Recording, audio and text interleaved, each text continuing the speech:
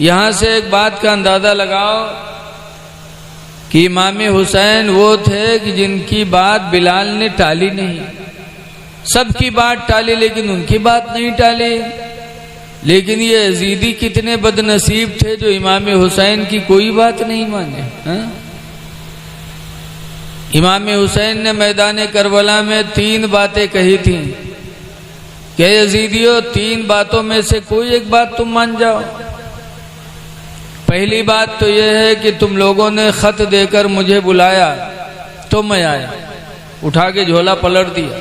53 खतूत थे कूफा वालों के, कहा तुमने बुलाया तब मैं आया, तो अगर चाहते हो तो अपने घर ले चलो। एक बात। और दूसरी बात यह है कि अगर तुम लोग नहीं चाहते हो, मेरा आना तुम्हें पसंद नहीं है, तो फिर मुझे छोड़ दो, मैं मदीना वापस चला जाऊं। 2 बातें। तीसरी बात यह है कि या तो फिर मुझे दमिश्क ले चलो, यजीद से मैं अपनी बात खुद तय कर लूंगा। 3 बातें इमाम हुसैन ने रखी थी। बताओ इसमें कोई दिक्कत वाली बात थी? लेकिन एक बात भी नहीं माने यजीदी, इतने बड़े बदनसीब थे। तो आज हम और आप अहले बैत की मोहब्बत में आए हैं। अहले बैत का दर्जा कितना बड़ा है। मौलाना हसन रजा खां बरेलवी आला हजरत के छोटे भाई फरमाते हैं कि किस ज़बान से हो बयान मदह शान अहले बैत, किस ज़बान से हो बयान मदह शान अहले बैत, मदह गोए मुस्तफ़ा हैं मदह खान अहले बैत, और जिनकी पाकी का खुदाए पाक करता है बयां।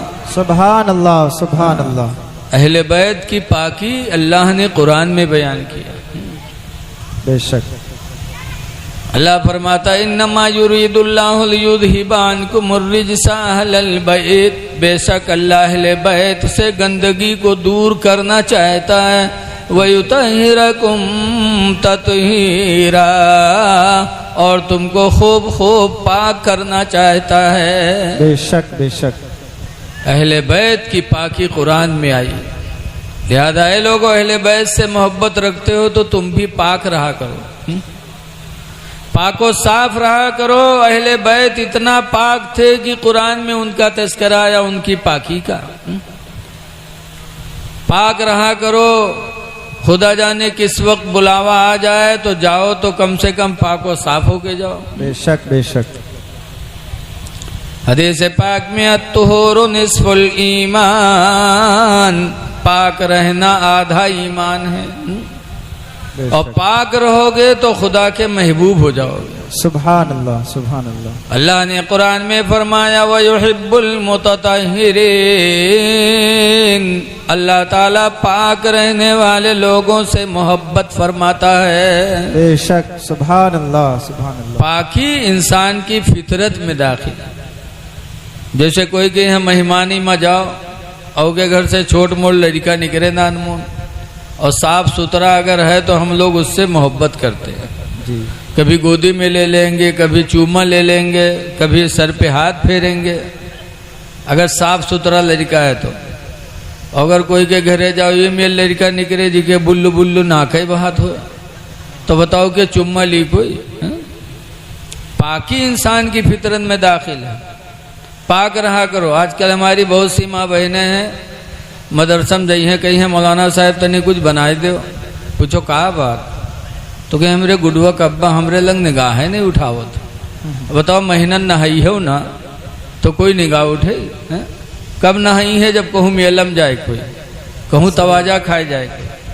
पाको साफ रहो। अहले बैत पाक रहते थे।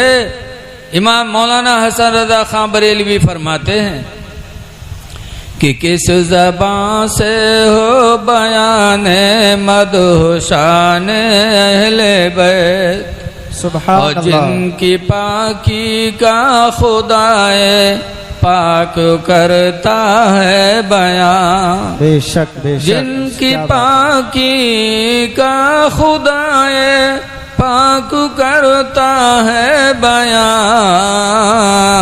और आयते तत्हीर से जाहिर है शान अहले बैत। सुभान अल्लाह। आयते तत्हीर से जाहिर है शान अहले बैत। बेशक। और बे इजाजत जिनके घर जिब्रील भी जाते नहीं। बेशक बेशक।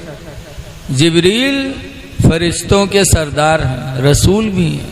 बेशक। लेकिन वो बगैर इजाजत के अहले बैत के घर में दाखिल नहीं होते थे। किसी को भी किसी के घर में दाखिल नहीं होना चाहिए। जी जी।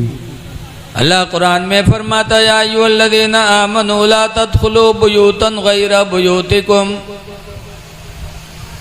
ईमान वालो तुम किसी के घर में दाखिल ना हो हत्ता तस्तानिसो, यहाँ तक की इजाजत ले लो।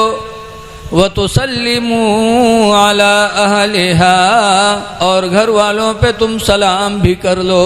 बेशक बेशक। बगैर इजाजत के किसी के घर में न जाओ। लेकिन कुछ गंवार ऐसे हैं जो कोई से मिले जे हैं बस धराए घर में घुस जाइए जी। अब कहूँ लेटा है, ओके मेहरुआ लेटी है, कहूँ कपड़ा उल्टा है, कहीं कुछ है, और उसी आलम में पहुंच गए। इसीलिए कुरान ने मना किया कि किसी के घर में दाखिल न हो यहाँ तक कि इजाजत ले लो। बेशक बेशक। और इजाजत किस तरह ले? बहुत से तो इजाजतों ले हैं तो मुहर्रम ठाड़े के तक झांकी हैं, हो और झांकी हैं। जब झांकी ली हो तो इजाजत के मतलब क्या रहेगा? जी जी। शरीयत का हुक्म है कि इजाजत लो तो दरवाजे के या तो दाहिने जानिब खड़े हो या बाएं जानिब खड़े हो। और इजाजत कैसे लो? तफसीर में है, पहले को सुभान अल्लाह। बेशक बेशक। सुभान। फिर भी कुछ न बोले तो कहो अल्हम्दुलिल्लाह। फिर भी घर वाला न बोले तो कहो अल्लाहु अकबर। फिर भी कुछ न बोले तब खांसे शुरू करो। लेकिन रहो यारे बाहर झांको ना वाले। तो हजरत जिब्रील बगैर इजाजत के अहले बैत के घर नहीं आते थे। जी जी।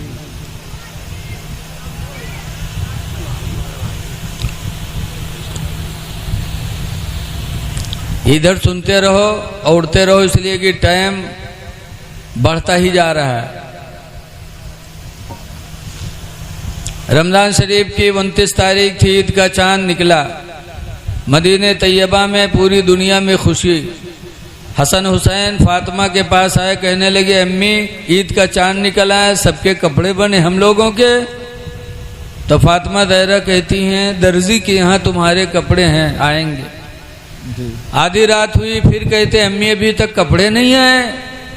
कहा बेटा आएंगे, दर्जी के यहाँ कपड़े आएंगे। ये कह के तसल्ली दे के फातिमा ने हसन हुसैन को सुला दिया। फिर वजू बनाया, 2 रकात नमाज पढ़ी। 2 रकात नमाज के बाद अपने रब से दुआएं मांगी। या अल्लाह तो खूब जानता है कि सुबह ईद मदीने के सारे बच्चों के नए कपड़े बने हैं, हसन हुसैन के कोई जोड़े नहीं हैं। या अल्लाह तेरी रहमत का सहारा करके मैंने बच्चों से वादा कर लिया है, ऐ पाक परवरदिगार तू इस पर कादिर है कि मेरे बच्चों को तू जोड़े अता फरमा दे। सुभान अल्लाह। सुभान अल्लाह। फातिमा ने दुआएं मांगी। सुबह हुई, नमाज फजर के वक्त हजरत जिब्रील आए और फातिमा जहरा के दरवाजे को दस्तक दिया, खटखटाया।